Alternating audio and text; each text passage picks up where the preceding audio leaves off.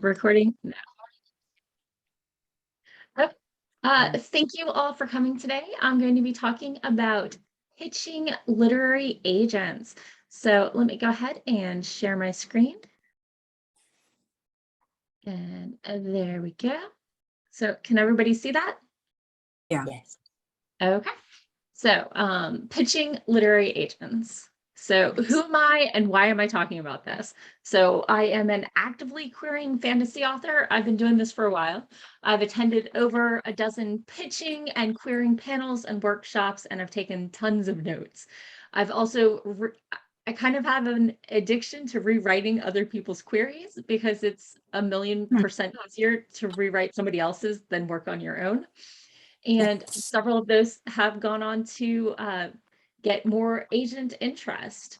I am also a blogger, vlogger, podcaster in my lair from the DC metro area, and I am a voice actor for Anansi Storytime, a fairy tale audio drama. I run several writer support groups, and I serve on the Baltimore Science Fiction Society's board, the home of Balticon, Baltimore's premier science fiction fantasy literary convention.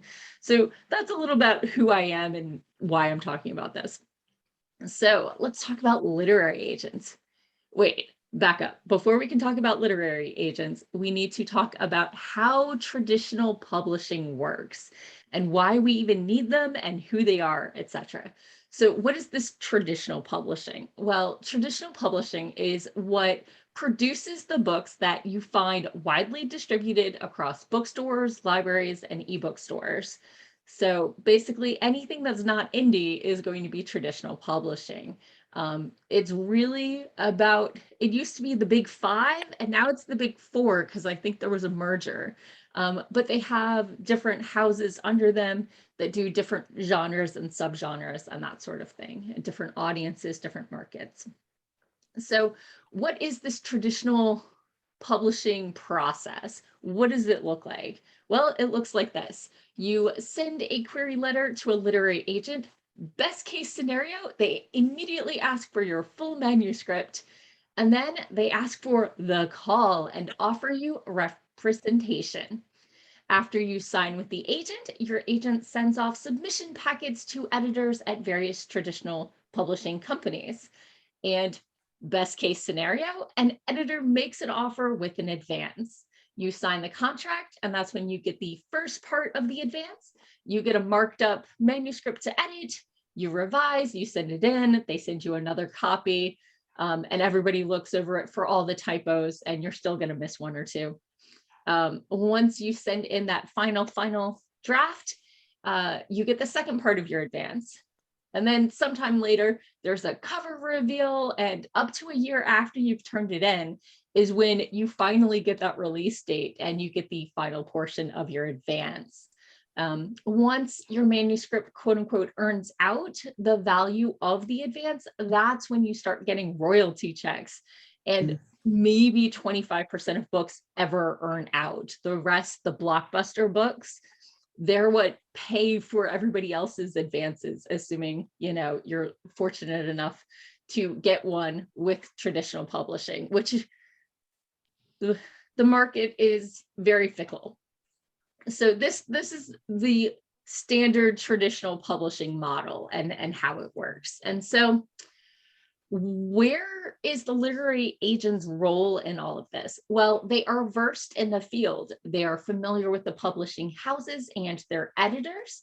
They have an eye for the market, and they know how to tweak and pitch your story to fit into different segments of the market. And they can understand the core of your story to really see where it would be best suited and where it's going to find its audience. Sometimes they're very editorial. They'll give you edits before you even get to the publishing house level. They are a contract negotiator for books. Very often, people who are unfamiliar with the market will go for a contract lawyer, and contract lawyers sometimes go for rights that aren't typical or are completely outside the norm. And are not something you're going to get. And so having somebody who's familiar with what rights you definitely need to secure, what rights are unlikely, and time frames and that sort of stuff for when the rights revert to you. All of these sorts of things are very important, and having someone versed in that on your side, crucial. And agents only get paid if you do. So all these, clients they have, if they're not selling their books, your agent isn't getting paid. So I had a little sidebar. Why do I capitalize the word editor? Well, it's a little quirk of mine. It's not standard across the industry, but I like to capitalize it when I'm talking about editors of publishing houses, because these aren't just people who edit your work. These are the people at the publishing companies or the magazine or whatever who are buying the pieces. They're the ones with the money.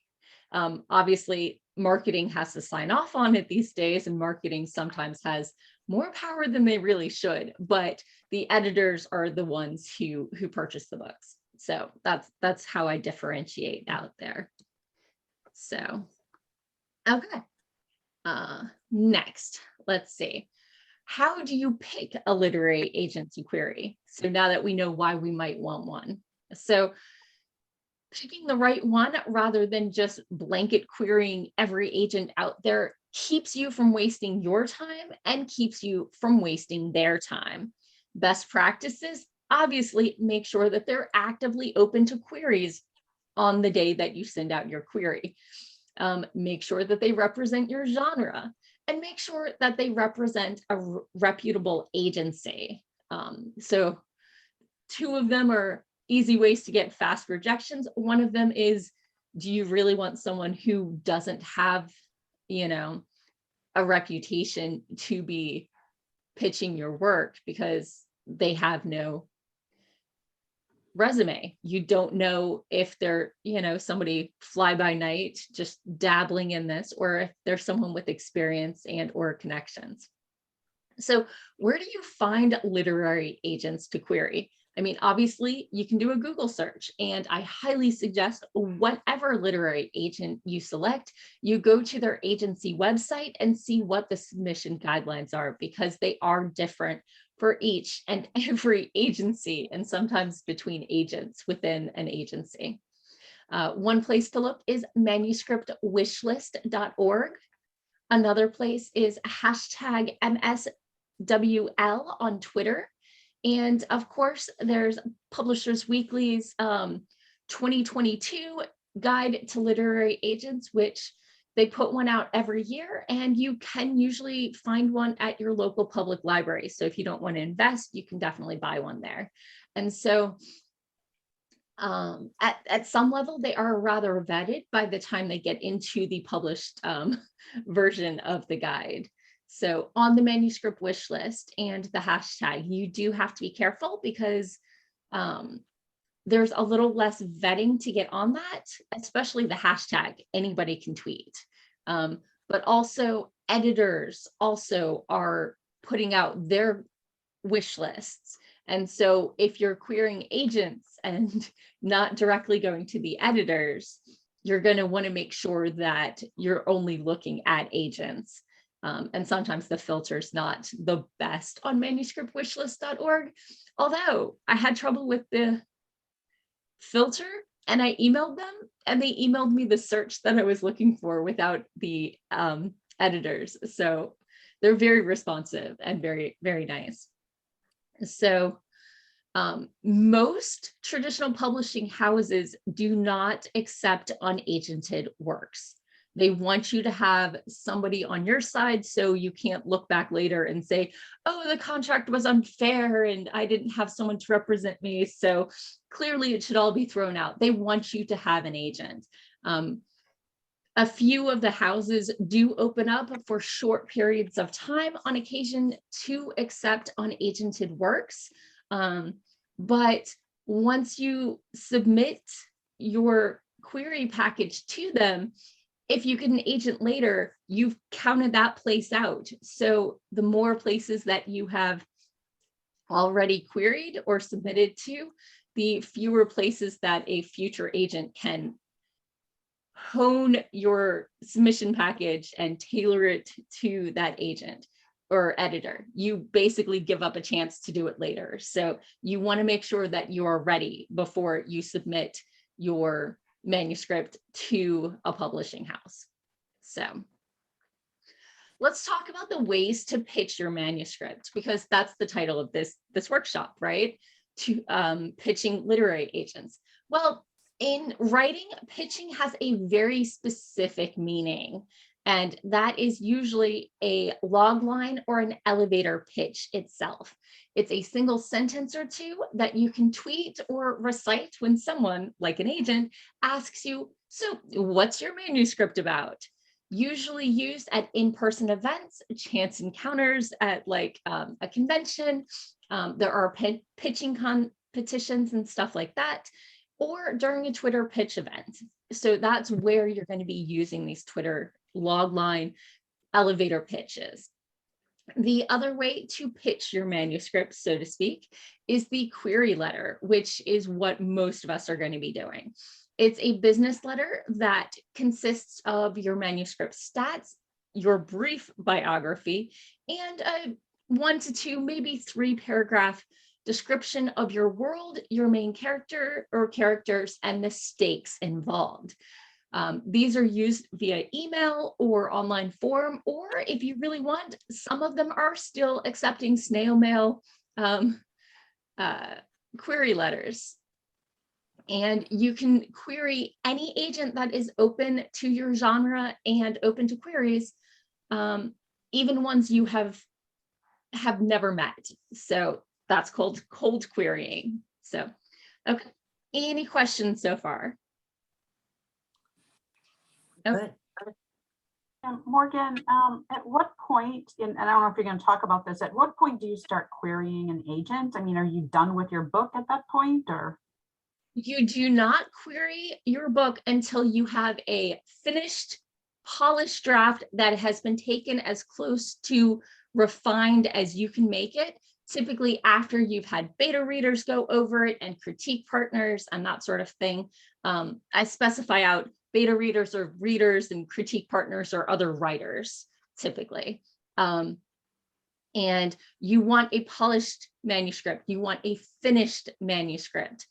With nonfiction, you can pitch unfinished works or proposed projects. With fiction, that is not the case. You need to have it finished, and you need to have it as edited and polished and ready to go as possible, because publishing already takes a very long time. And the more work that your manuscript looks like it's going to be, the less likely they're going to pick it up.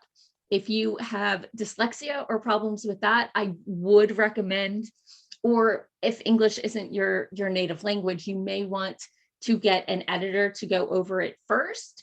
But typically, you don't need to hire a professional editor before querying, but you do need to get it as polished and as, you know, book worthy as you can on your own and with the help of your friends. So. And I think Sharon dropped a question in the comments. Yeah, so I'm seeing that now. How to mention a manuscript is book 2 of a previously published book. You can definitely state that. That is going to make your book much harder to sell. Every book should be a standalone. You can definitely say that you've been published before, but if you've already published book 1, they may be interested in your writing, but unless you're like Hugh Howey and Wool, it's going to be very, very hard to sell book 2 of a series, because, you know, everybody's very excited to find a debut novelist. Nobody wants to pick up, you know, halfway through. So it is going to make it a little more challenging. So, but you would put that in the stats paragraph. You would say simply, you know, title is book 2 of the whatever world series, but it stands alone, blah, blah, blah, that sort of thing. So, okay. So let's talk about drafting a log line, that elevator pitch. So You want to talk about your protagonist, the inciting incident, the protagonist's goal, and the central conflict. I enjoyed these samples. When a killer shark unleashes chaos on a beach community, a local sheriff, a marine biologist, and an old seafarer must hunt the beast down before it kills again. And another example was a tune-hating detective is a cartoon rabbit's only hope to prove his innocence when he is accused of murder. So you'll notice both of these avoid specific names, but they give very vivid descriptors for the characters it's describing. You'll notice these are very short. These are not a page long. These aren't even a paragraph. And you'll notice that they try to use conceptual irony, especially the second one. We've got the only hope is the tune-hating detective versus only hope, you know? So you've got that inherent conflict there, so you can kind of see and feel how it's going.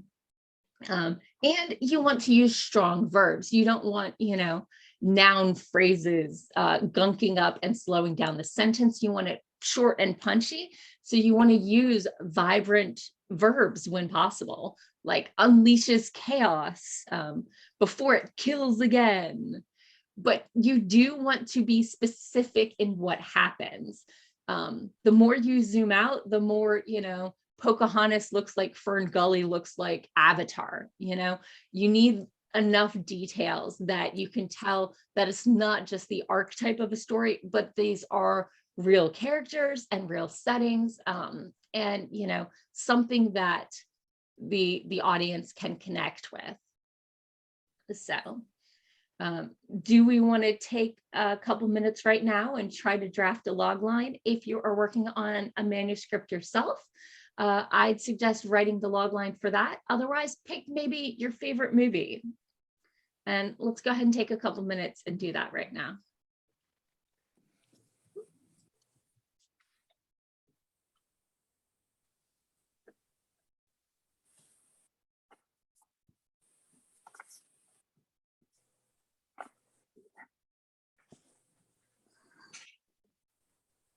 I'm going to give you, I think, 3 to 5 minutes. Just raise your hand when you're done. And when I've got enough hands up, I'll go ahead and move on and ask for a few examples.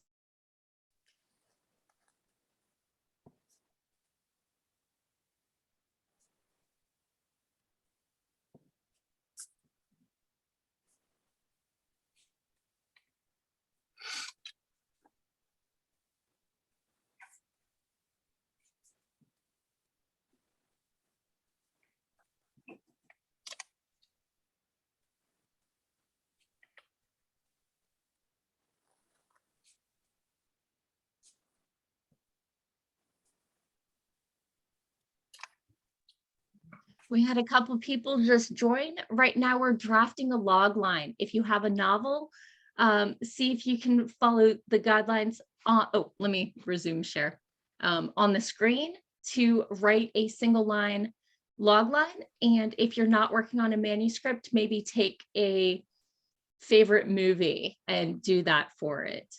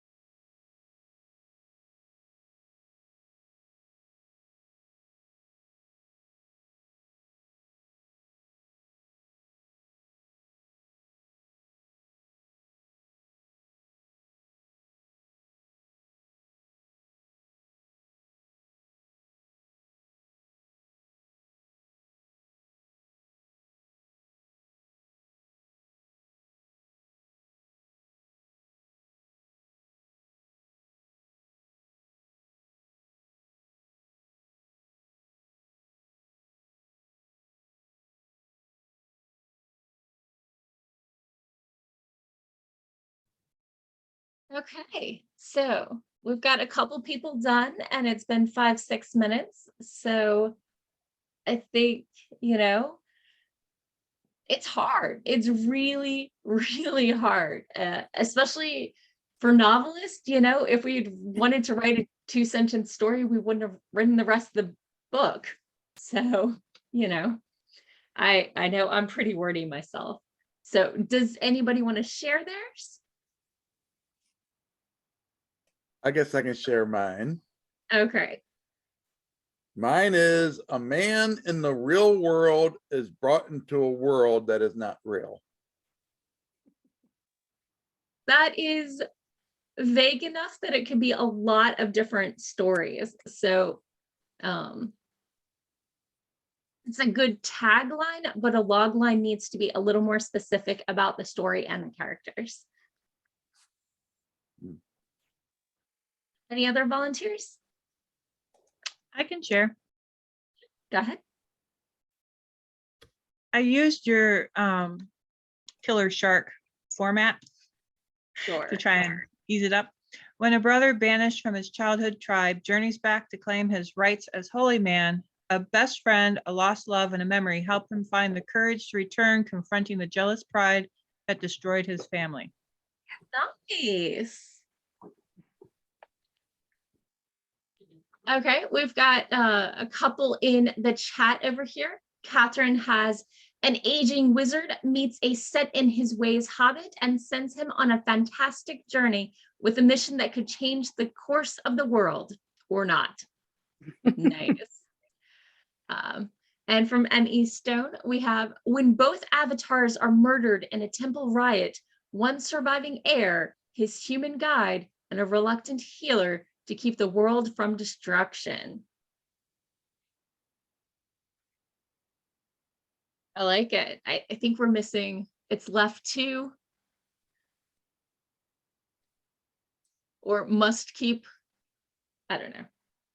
There's one word off, but it's really close. I love it. I love it. Yes, well, I haven't edited it yet. Exactly. Fix it in edit. So fix it in edit. So, Tana, did you want to go? I do. I'm a little out of practice and I'm kind of new to the group. So, hey, guys. Welcome. Thank you. The menopausal warrior queen battles the vagaries of aging as she struggles to keep her wig, outfits, and humor intact.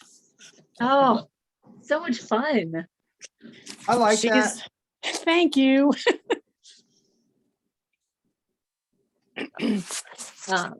I'll go ahead and share mine. It's 2 sentences, so I broke my own rule, but jealous of her temple chosen sister, a holy tattoo artist is forced into exile where she finds a new home, good friends, and training for her burgeoning magic.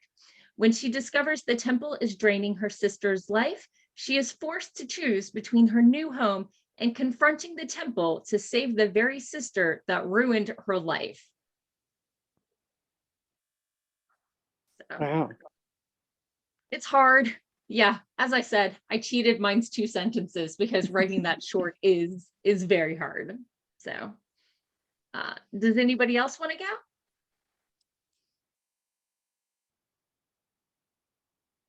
Go ahead. May I? Sure. Okay, now I'm throwing this out for critique. Teenage members of a noble 12th century English family set out to meet their calling. The son as a warrior, the daughter as a sorceress. I've never done this before.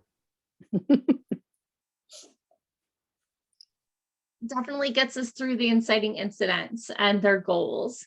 I think the only question is what the conflict is.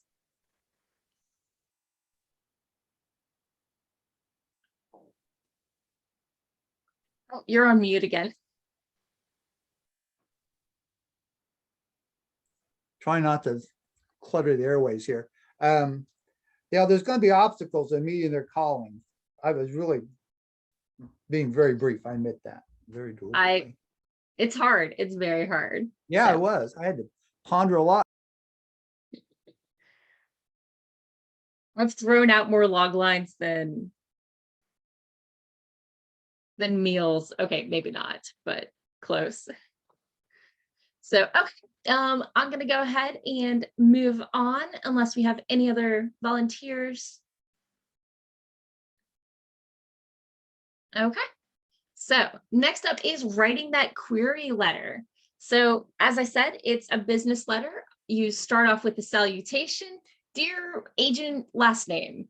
So the stats paragraph can either go at the beginning or after the story portion of the query letter. Some agents have a preference, some writers have a preference. If the agent states a preference, I would follow that. Otherwise, do the order that makes the most sense to you and that you feel is strongest for your story. So you're going to want to say that title is a word count genre, you know? So title of my book is a 80,000 word fantasy novel. Or fantasy. You don't even need the word novel. It's kind of repetitive. You do round to the nearest 1,000 when querying full manuscripts. Picture books, I think you round to the nearest 100, but it might be, I can't remember off the top of my head. So, and with short stories, you do round to the nearest 100, I know. So, and next up is the comps, the comparison sentence, where you talk about books you would compare it to. There's two different ways to do comps. You can either say, you know, Robin Hood meets Clockwork Orange, you know, something very dynamic that inspires, you know, thought and like, wait, how would they mesh up? Or you can do what I usually do, because it's, unless your story is very high concept, which makes it easy to pitch because it is, you know, two big name things put together. It's more often that you're going to have, it combines the setting of book one with the, you know, political machinations of book two or something like that. You want to call out the aspects of the book you're comparing it to so that they understand why this relates and how it relates to your book. And then your personalization sentence, if you have one. If your personalization sentence just feels like pandering, unless the agent asks for it, I would skip it. Like, I see that you're looking for books about women with swords, and here's a book with swords and women. You know, here's what you asked for, feels a little pandering to me, but some agents do want you to show your work and show that you've actually researched them. So I can't fault them when they do require that. But, you know, personalization might be, you know, I see we went to the same school, or I really enjoyed this other book that you represent, that sort of thing. And if you want to use your log line in your query, it would go at the end of the stats paragraph, especially if you have the stats paragraph before the story. You do not need to use it. It depends on how you prefer. Next up is the story portion. You're going to have, when main character inciting incident happens, goal is thwarted. Main character does the next action and there are consequences. Things escalate. Now, main character must decide between option 1 and consequence 1, or option 2 and consequence 2, is the general formula that you're going to find for most story sections. If you have more than one main character, you're going to have a second introduction paragraph where when main character 2 has their inciting incident, then they don't get what they thought they were going to have. And then you're going to want to bring those two characters together in the following paragraphs. So you can get like one extra, but do try not to focus on more than 2 characters. Even if you have a huge cast in your query letter, it's going to be really hard. But, you know, in the final paragraph, you can say, together with, you know, these other people, they must save the world, or whatever, you know.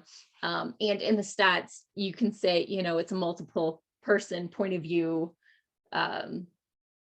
word count genre story. So, and then your bio. it's going to be short, it's going to be brief. You don't want to list out everything that you ever did. The focus of the query letter is on the story. It's not on you. It's not about the theme. You're selling the story, not yourself. Although because your voice is in it, it can feel very personal. But for me, for my bio, it's, you know, I write from my home in Northern Virginia. In my spare time, I do this thing and that thing. Especially relevant if the hobbies are related to story themes or things that happen. Like maybe you fence, or maybe, you know, you do other things like that. And then for closing, I've seen it recommended to say thank you for your time and consideration. Some agents find it presumptuous if you say looking forward to hearing from you soon, because publishing is notoriously slow, so it's not going to be soon.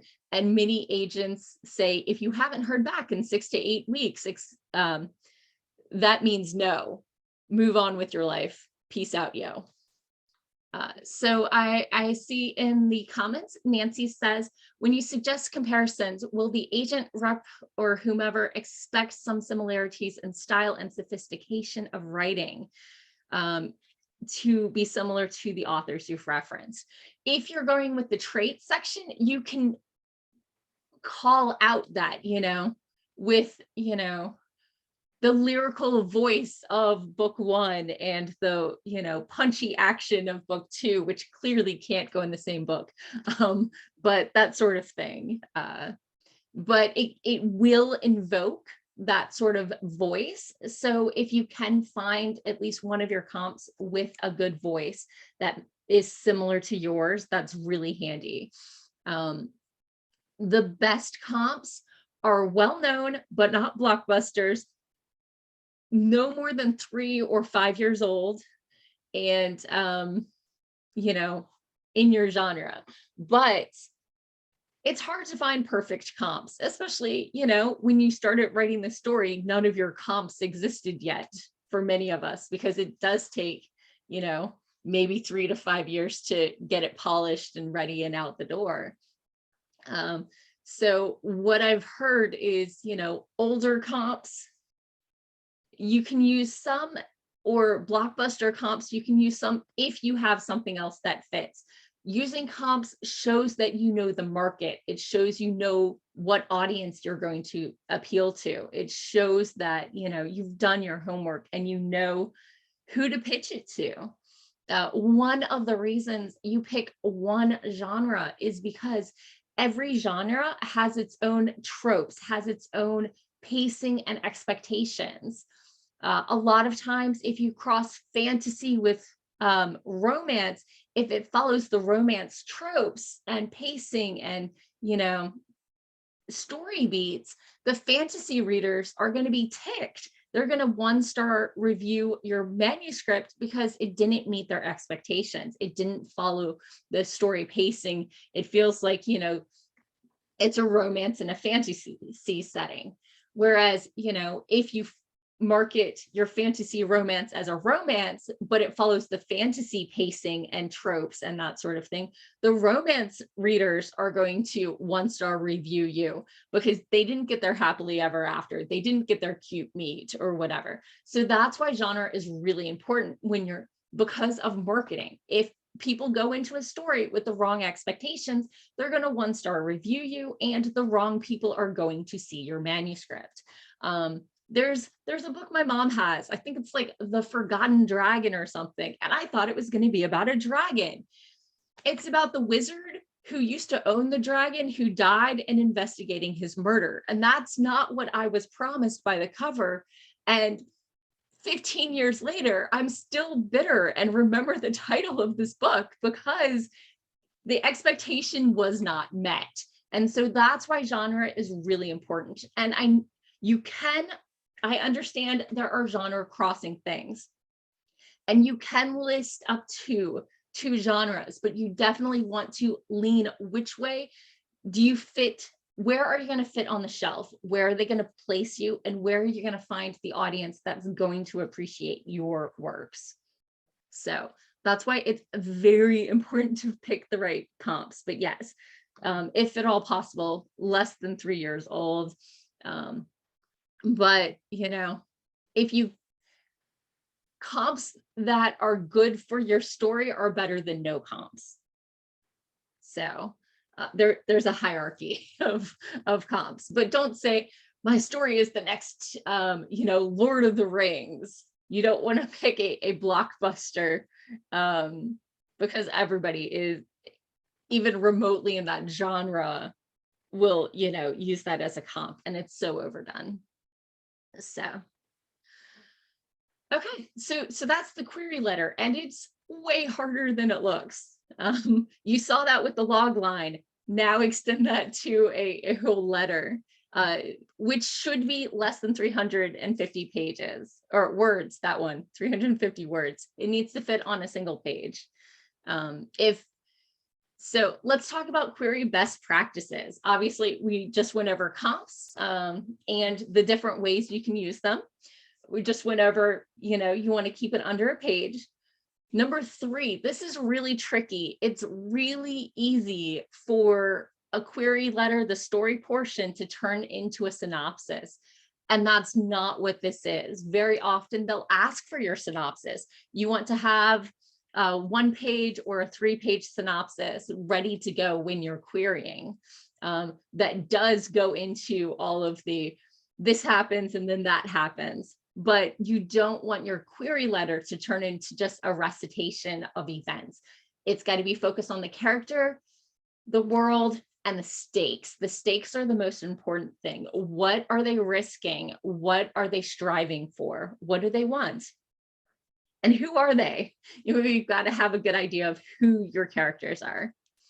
So, and the other thing is you don't want to make it too vague. Very often back cover blurbs are, you know, really high level and punchy, but back cover blurbs are doing something different than a query letter. The query letter has to show that you can set a world and give it, you know, a plot and stuff.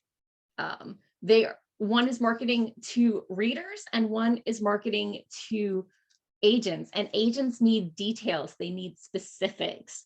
You want to show how it's both like and different from other things in the genre. So you want to invoke, you know, your genre tropes, but you also want to call out how you're doing something different with the setting or the character or the voice or the plot, you know, with twists and stuff. Very often the query letter only goes over the first third of the book. Sometimes it does hint at that final conflict that you're going to have to resolve, but it does not give away the ending. The synopsis does. The synopsis goes all the way to the bitter end. Just as a point of fact, anything under 1 page is single spaced, anything over is double spaced, and therefore the 2-page synopsis does not exist. Sorry. It's just math. Okay, so any questions on the query letter? I know that was a lot of information.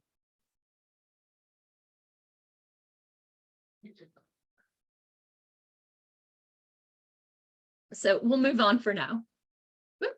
Managing expectations. While every agent has their own submission guidelines, and you do need to look at their agency website before submitting to find out, do they want an email? Do they want a synopsis? Do they want 5 pages? Do they want 50 pages? All of them want something else in some other format. You cannot just batch query, and you shouldn't. It's not uncommon for agents to take double the amount of time that they state they will. I would not nudge them until it's been, you know, if they say 6 weeks, I would give them 12 weeks and then say, hey, assuming that they promise a response in the first place. Typically, if they do not reply, if no answer means no, they will send you a confirmation email that they received it. So at least you're getting something, and you know it didn't just go into the ether and will never return. So secondly, the term or the phrase, I just didn't connect, is used by agents during rejections because earlier hopefuls ruined the option of feedback for most of us, basically.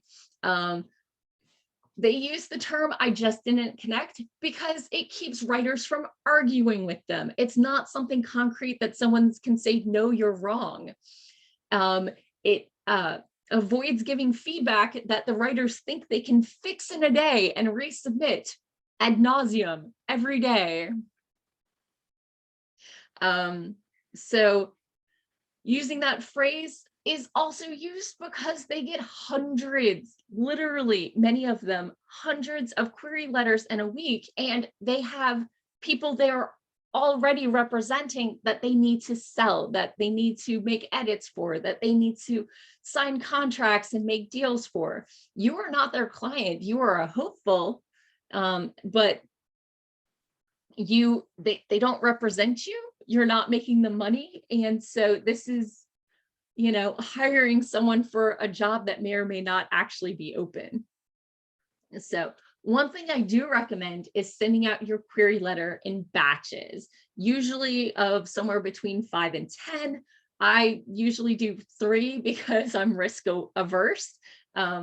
But sending out your query in batches can let you gauge the market and the effectiveness of both your query and your opening pages. The querying process will let you know if your query and your opening pages are working. They won't let you know if the story works. If you're getting form rejections, it might be your query letter, it might be your opening pages, or it could be the market itself. If you are getting partial or full requests and then rejections, your query is working. Your opening pages are definitely working. You may want to look at your pacing and your ending. And if you're getting R&Rs, revise and resubmit, which are very clearly stated. You may get feedback that is not an R&R. If they don't ask you to fix some things and then let them look at it again, it is not an R&R. You're getting glorious feedback that's very promising, very encouraging, but it is not a request for more pages from you. But if you are getting an R&R, that means your voice is strong. You have something in your story that the agent did connect with. Take their advice, but make sure you're doing it in ways that ring true to you. They might say, oh, do it this way, but it's your story. You still control it. And so you want to make sure it's still the story you want to tell, and that, you know, you take their advice, but you make it right for your story. So any other questions? Trying to think about other things. Go ahead. I've got a question about genre. So, I mean, we've talked a lot about fiction and nonfiction, and what about like children's books and poetry? Are there agents out there that handle those kinds of manuscripts? Or Picture books, yes, definitely. Poetry is a very weird market, but there are definitely people out there who do represent poetry. They're a lot harder to find because, you know, poetry is so personal and, you know, is less read, actually. Yeah, it's not a big maker, it's not. So it can be a lot trickier for poetry. Poetry, obviously, you can submit to magazines and stuff, individual pieces, but for larger collections.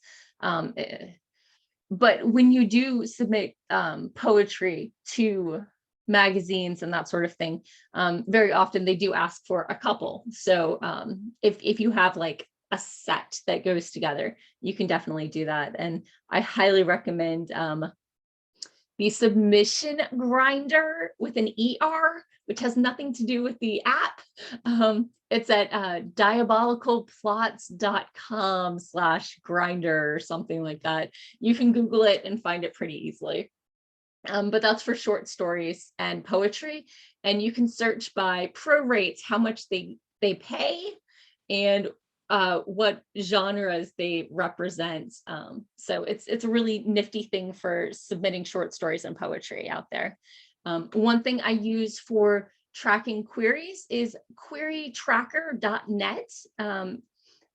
Very often they have examples of rejection letters from all of these people, and they show who's open, and they have links, and you can track and sit in.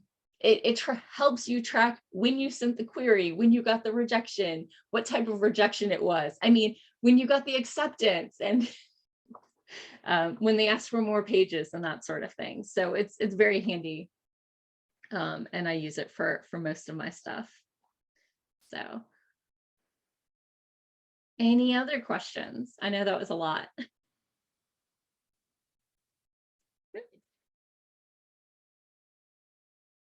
So, okay, Catherine asks, did I discuss where to find query literary agents? Because she slipped in late. A couple places you can look at the Guide to Literary Agents. Usually it's published by Publishers Weekly, and you can find it in your local library or buy this year's copy. Twitter has hashtag manuscript wishlist, or MSWL, and there is a manuscript wishlist.org. Do watch out because they're not as vetted.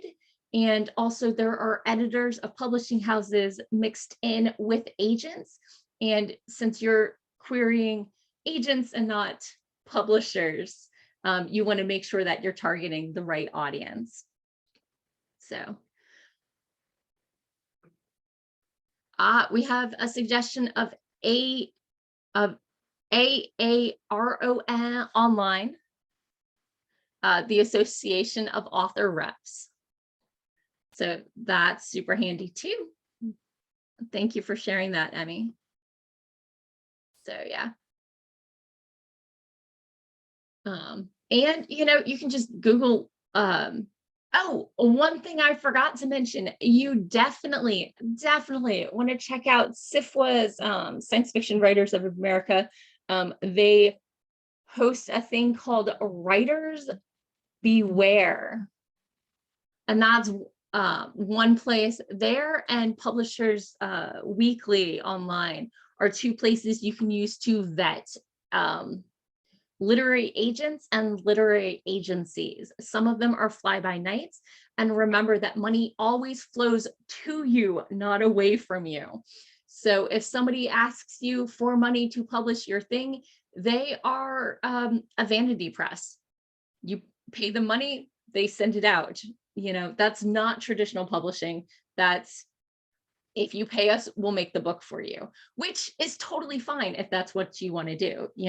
Maybe you want to put together your chapbook of poetry, or your family history book, and you want to print it out for your friends and family. That's totally fine if that's the market you're looking for, but that's not traditional publishing. And that's, if you're going for a bigger audience, that shouldn't be where you look. So,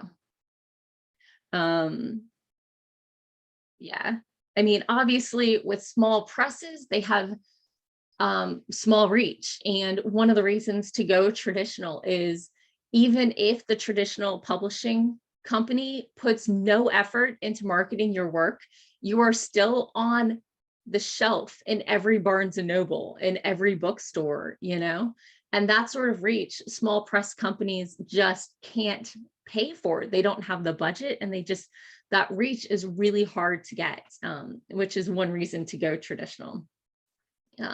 Obviously, if you go indie or small press, you have a lot more control over your own works. You very often have a lot more input into the cover and how it's marketed, but no matter what level you're at, you're going to have to promote yourself. You're going to have to put your works out there and step up and show up to events and conventions and book fairs and all sorts of things if you want your book to succeed. It's really hard to do it without, showing up and investing in yourself. So. That's great. Thank you. And I have a bunch of posts on querying and log lines on my website. Most of them are notes from convention panels where experts talk and I take notes. So that's where most of this information has come from. So Can you drop Sure. Is this a presentation that you can share the link with us? I can make it. So yeah, sure. That would be awesome. Okay.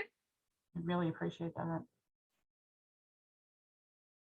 I have a post on where I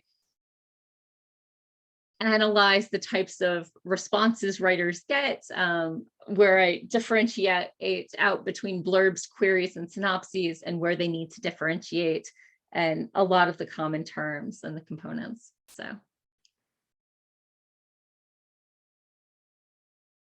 Oh, we're at 11 o'clock. Any other questions? I can stay a little late if anybody wants anything.